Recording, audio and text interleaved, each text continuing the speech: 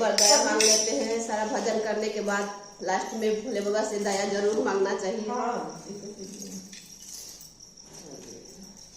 गौरा पार्वती के मंदिर में सोहाग मांगिला।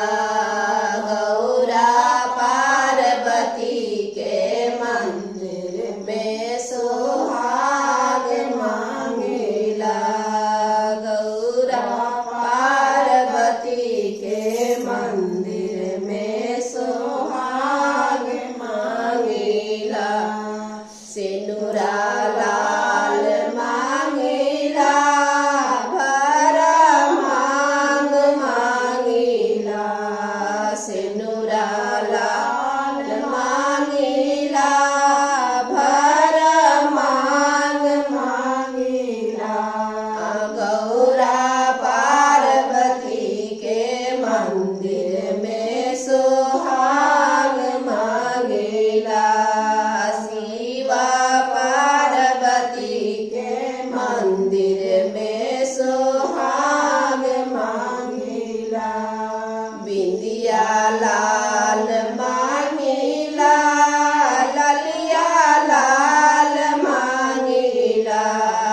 बिंदिया लाल मांगिला, ललिया लाल मांगिला।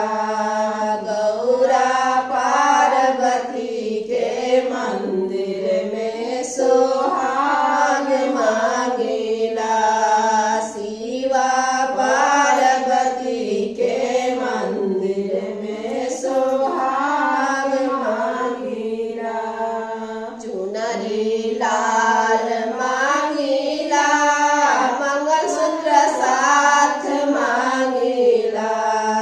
चुनरी लाल मांगिला, मंगलसूत्र साथ मांगिला। गौरा पार्वती के मंदिर में सोहाग मांगिला।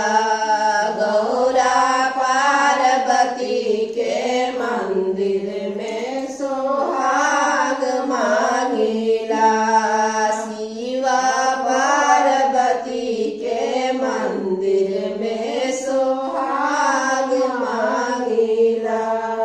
चूड़िया लाल मांगिला, भर भर हाथ मांगिला।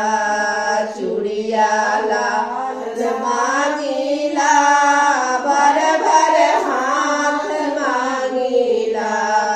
गौरा पार्वती के मंदिर में सोहाग मांगिला। गौरा पार्वती के मंदिर में सोहाग मांगिला। पैजनी